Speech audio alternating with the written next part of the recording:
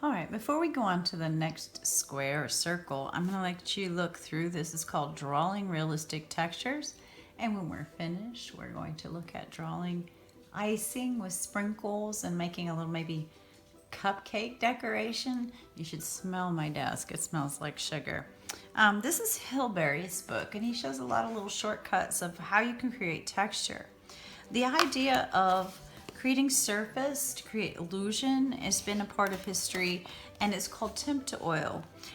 We usually in the 70s call it photorealism, right? And you can see here that I was working from the idea of a basket and weaving, working across the surface, plain shading. In Art 1, you already did some of these gradual value changes. These are some surface skills that might help you in surface change, using the side of your pencil, edging with your pencil. You can also smear a little bit to create surfaces. What I love about books is it walks you through the techniques one at a time. And, you know, a lot of people don't realize that you can really sit down and begin to read to learn about art. This is showing the reflective qualities of layering graphite over charcoal. And what I thought we might do is a drawing where we put a charcoal ground down and come back in and draw on top of. Those of you that have been with me before, we've done that with pastel. And we make a pastel surface and then we put our textures on top. Rubbings are also a great way to create texture, and that might be something fun that we go around campus. I like to do a lot of side rubbings with charcoal. This is one of my favorite lessons. Somebody said, well, I would like to learn how to do folds. How do I create stitching on a fold? So I thought I'd show you some shortcuts with that one also after we do our little cupcake. But no matter what, there are only a few shortcuts. This is one of the best shortcuts I've learned. And this is where you tape off your subject matter once you've already drawn it, and you put your background in smooth using a cloth and graphite powder. And now you don't have to color everything dark. We spend so many hours coloring everything dark when all you have to do is mask it away and then come back and draw your subject in. I thought it would be fun for us to go ahead and maybe draw a glass jar with our brushes in it. And a lot of these textures are easy to see, but you can't be realistic in your art if you don't really pay attention. I'll show you quickly how to make our background, and then we might add a very simple cup-like still life to your process this time. All right, for this next drawing, I thought I'd go ahead and get a cupcake. It's just a tiny one, but I thought I'd go ahead and draw the icing with the sprinkles. It just looks so good. You can kind of see that I have my lights up, so I'm getting kind of a single light source. That might be something we might want to add to our desk, as maybe a lamp or something, where you can see a single light source that helps you capture the surface. So what I thought I'd do here is basically just draw some icing. Okay, so I can kind of look from the side. I don't want to set it down and have to get that optical illusion of kind of looking across it. So I'm going to go ahead and turn it to the side and kind of hold it in my hand. I'm going to focus mostly here, okay, because there's kind of reflections between, I call them the sprinkles and the top. When I'm starting with something like icing, again, I go big to small. So I'm going to look at my big shape, which is really a fine point that kind of ebbs down and works its way around. And the textures here are fun. These little cupcakes weren't too much, so I thought it might be fun to just kind of, and I'm not going to worry too much with these. Oh, well.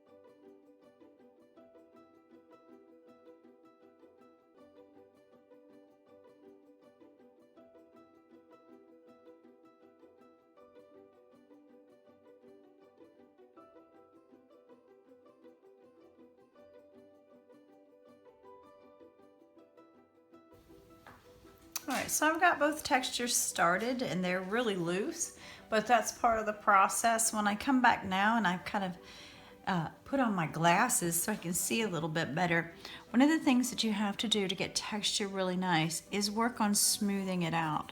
So what I'm going to do is put my next layer on, and I've kind of put the cupcake down, and I'm going to work on smoothing out. Again, all I'm looking for are where are the lights and where are the darks and what's really happening in this surface.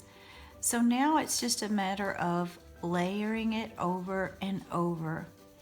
And I think this is the difference between Art 1 and Art 2. Art 1 starts to see the basic shapes and starts to see where are the darks, where are the lights, where's the medium tones. But Art 3 and maybe even Art 4, 2, 3, and 4, they start to see those transitions, that softness that happens to create that surface.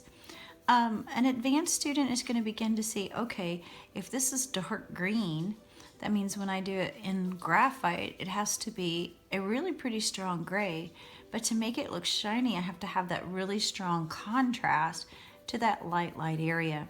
If something is a little bit smoother, some of this, icing was really smooth, then you're going to create a very soft transition of what's going on. I like to use the eraser softly to kind of just make some lines that might, have smeared out of the way. And then again, that's what my beautiful, wonderful paintbrush is for, so that I'm not smearing my graphite. I'm going to pull my stuff out. That was a little sprinkle. There wasn't a lot of sprinkles on this dark side. My sketching work is a little heavy, so I'm going to erase lightly just to kind of get rid of sketching work. And when I do work in graphite, it's one of my favorite mediums ever. You'll notice I actually didn't draw that line, but I'm going to come back in and I'm going to kind of shade that line in and just pull it very gently, ever so gently. The transitions are what makes something look real.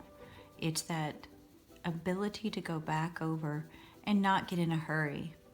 I've had a couple people in the past going, well, what are you really looking for, in my art? Why don't you not like, my mark making? And I'm like, well, when we're trying to draw something to simulate, and we want to simulate the texture, it means you have to very carefully come in and work the surface till the graphite lays smoothly or the color pencil lays smoothly. If the color pencil is fighting what you're trying to achieve, then you don't get the results. Okay, so what I'm doing right now is working to hide. You can kind of see that little line right there.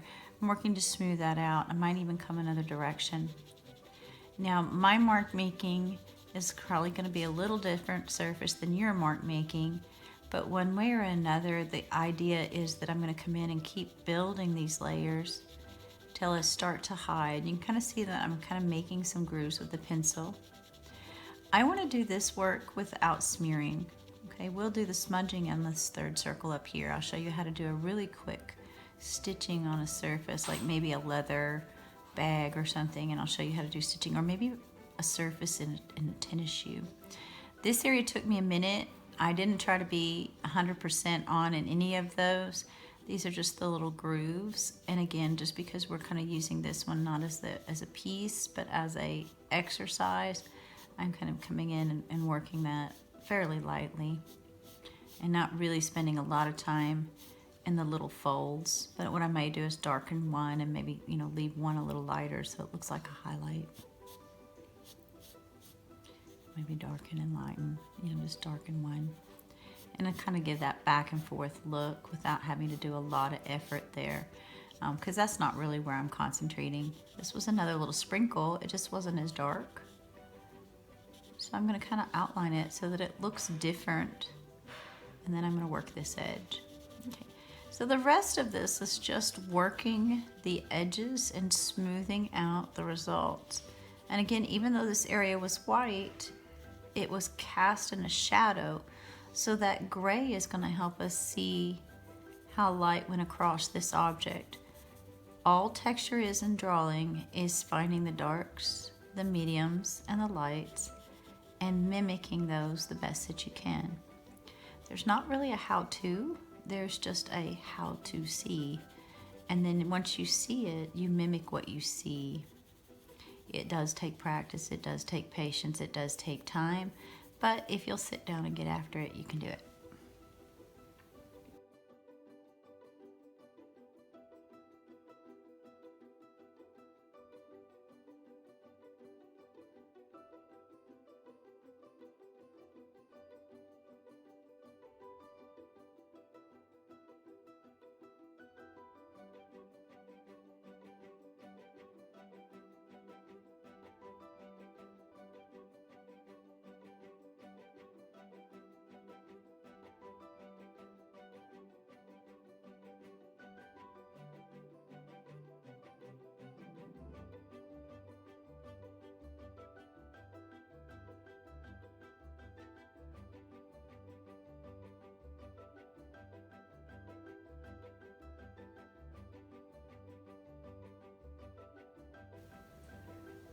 Okay, this next circle, I realized that was going to be a heck of an investment, so I shortened my circle.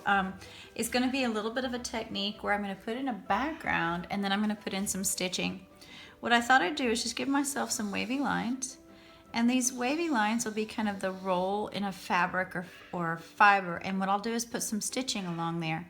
So where the fold might be deep, I'm going to go ahead and put a little bit of, this is kind of a graphite in a stick, like charcoal. And I'm going to kind of put it in a little dark and a little bit dark. You can even use a contour drawing, or you can use your graphite pencil and just blend it and smooth it out with a paper towel. And put that a little bit heavy there. And then I'm going to put a little bit on this bottom edge down here. So this is going to kind of help me make some folds. And then I'm going to put the graphite on top. This just helps it move a little bit faster. So I'm going to use a paper towel and I'm going to move my graphite. Now, I'm not worried about whether it's going to be smooth or not yet, because that's something I'm going to continue to build, and you'll see me build that in just a minute. And what I'm going to do is put in some stitching. It's not as smooth as I like, so I'm going to come back through and keep working that.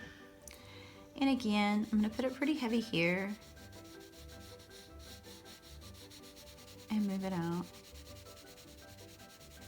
I'm going to go a little bit more careful.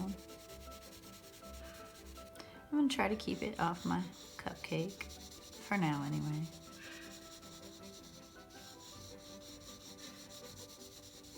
And a little bit back here. And I'll show you some things to make this look like it's wrapping around this sphere too. Makes me think, oh, I should have maybe shown you how to do a baseball.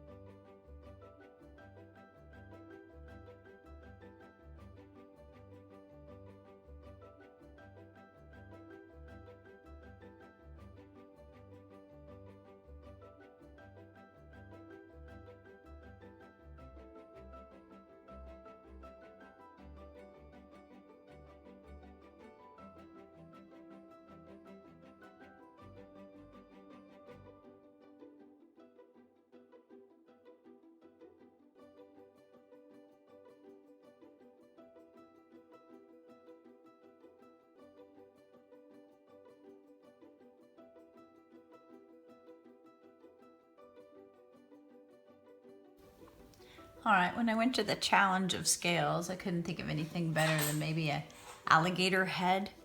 And so what I really started to look at was just how much of it wasn't what I thought. And that's part of the fun of beginning to look at the world. What did you think you see, and what are you actually seeing? So when I started to look at it, I realized the pattern wasn't as repetitive as I thought. I thought, oh, I would be able to just kind of grit it off almost like a turtle shell. But there's a lot of little nuances and little areas where you could almost see like points. So there was really some interesting texture. This is close to what I thought, oh, this will be the surface. And then these started to look really much like scales, but the skin itself, with some of its dimples, it's really interesting to look at it and kind of see the pores and the wrinkling surface. So, when you start to think, you can't just slap scales on it. You've got to kind of look at something and really kind of see what's happening there. We've had this one a while, lots of different textures. Usually one of those things I like to share with kids is, what am I seeing and how am I drawing? So what I decided to do is, let's just look at this area right here. There's a scale transition and an edge and a texture. So I'm picking a very small spot. It's easier to get started when you think of a small area and what can I do to mimic that area first. And then I'll work on mastering the other areas. So what I'm gonna let you do is just watch me draw a little bit. You can kind of see how I'm thinking.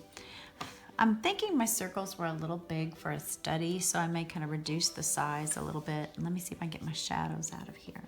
I'm keeping the places I have worked covered.